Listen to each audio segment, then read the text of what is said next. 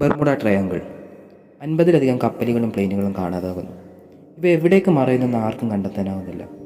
കഥകളിൽ പറയുന്ന പോലെ വലിയ ജീവികൾ വിഴുങ്ങുന്നതാണോ അതോ ചുഴിയിൽപ്പെട്ട് താഴുന്നതോ? എന്താണ് യഥാർത്ഥത്തിൽ സംഭവിക്കുന്നത്? ബർമുഡ ട്രയാങ്കിളിനെ പറ്റി വിവിധ തരത്തിലാണ് കഥകൾ പരക്കുന്നത്. കപ്പലുകൾ വിഴുങ്ങുന്ന വലിയ ജീവികളുണ്ട്, വലിയ ചുഴികളുണ്ട്, കടലിനടിയിൽ ഏലിയൻസ് ഉണ്ട്, ഇവിടെ എത്തുമ്പോൾ മാഗ്നറ്റിക് കോമ്പസ് നിർത്താതെ കറങ്ങുന്നുണ്ട്, റേഡിയോ വർക്കായില്ല, ഇലക്ട്രോണിക് ഡിവൈസ് സ്റ്റോപ്പ് ആകുന്നു എന്നിങ്ങനെ. ശരിക്കും എവിടെയാണ് ബർമുഡ ട്രയാങ്കിളിൻ്റെ മിസ്റ്ററികളുടെ തുടക്കം? ബർമുഡ ട്രയാങ്കിൾ ശരിക്കുമുള്ളൊരു പ്രദേശമല്ല, ഇതൊരു സാങ്കല്പികമായിട്ടുള്ള പ്രദേശം മാത്രമാണ്. ബർമുഡ, ഫ്ലോറിഡ, പ്യൂട്ടോറിക്കോ എന്നീ പ്രദേശങ്ങൾ ചേർത്ത് വരയ്ക്കുമ്പോൾ കിട്ടുന്ന ഒരു ത്രികോണത്തിൻ്റെ ഉള്ളിലുള്ള പ്രദേശത്തെയാണ് ഈ ബർമുഡ ട്രയാങ്കിൾ എന്ന് പറയുന്നത്. ഇതിൻ്റെ വിസ്തൃതി പോലും കൃത്യമായി കണ്ടെത്തിയിട്ടില്ല. 1945 ഈ മിസ്റ്ററികൾക്കൊക്കെ തുടക്കം കുറിക്കുന്നത്. 1945 അമേരിക്കയുടെ 5 യുദ്ധവിമാനങ്ങൾ ഒരുമിച്ച് ഈ ബർമുഡ ട്രയാങ്കിളിൻ്റെ ഭാഗത്ത് വെച്ച് അപ്രത്യക്ഷമാവുന്നുണ്ട്. ഈ വിമാനങ്ങളെ അന്വേഷിക്കാൻ വിട്ട വിമാനവും കാണാതാവുന്നു. ഇവിടെയാണ് ഈ ബർമുഡ ട്രയാങ്കിളിൻ്റെ മിസ്റ്ററികളുടെ കഥ ആരംഭിക്കുന്നത്.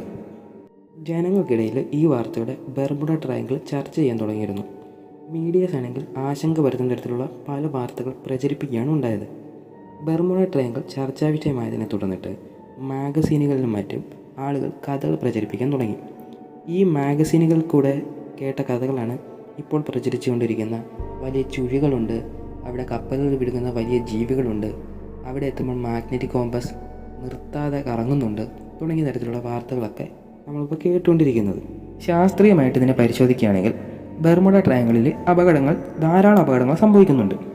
എന്നാൽ ലോകത്തിൽ എവിടെയുള്ള പ്രദേശത്തെ പോലെ തന്നെയാണ് ഇവിടെ അപകടങ്ങൾ സംഭവിക്കുന്നത്. അതായത് മറ്റുള്ള എല്ലാ പ്രദേശത്തെ പോലത്തെ തുല്യമായിട്ടുള്ള കണക്കുകൾ മാത്രമേ ഇവിടുത്തെ അപകടത്തിന് ഉള്ളൂ. ബർമുഡ ട്രയാങ്കിളിനെ ഒരു മിസ്റ്ററിയായി കാണാൻ തുടങ്ങിയതുകൊണ്ടും ധാരാളം ആളുകൾ അവിടുത്തെ കഥകൾ പ്രചരിപ്പിക്കാൻ തുടങ്ങിയതുകൊണ്ടുമാണ് ഇവിടുത്തെ അപകടം മാത്രം ചർച്ച ചെയ്യപ്പെടുന്നത്. എങ്ങനെയാണ് ബർമുഡ ട്രയാങ്കിളിൽ ഇത്ര അപകടങ്ങൾ സംഭവിക്കുന്നത്?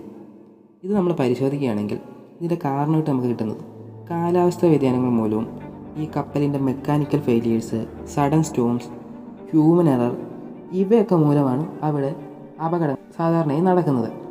അല്ലാതെ മറ്റൊരു തരത്തിലുള്ള അദൃശ്യ ശക്തികളോ കാരണങ്ങളോ ആയിട്ട് ഒരപകടം ഇതുവരെ രേഖപ്പെടുത്തിയിട്ടില്ല. ഏറ്റവും കൂടുതൽ അപകടം നടക്കുന്ന സ്ഥലങ്ങളുടെ ആദ്യത്തെ 10 പേരുകൾ എടുക്കുകയാണെങ്കിൽ അതിനകത്ത് ഈ ബർമുഡ ട്രയാങ്കിളിൻ്റെ സ്ഥാനമില്ല.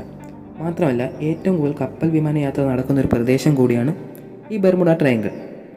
നമ്മുടെ ഒരു ഓർഗനൈസേഷനും ഇതുവരെയും ബർമുഡ ട്രയാങ്കിളിനെ ഒരു അപകട സാധ്യത കൂടിയ പ്രദേശമായിട്ട് അംഗീകരിച്ചിട്ടില്ല. യാതൊരുവിധ തെളിവുകളുമില്ലാത്ത കെട്ടുകഥകൾ മാത്രം ഉന്നയിക്കപ്പെടുന്നൊരു പ്രദേശം മാത്രമാണ് Bermuda triangle. Thanks for watching.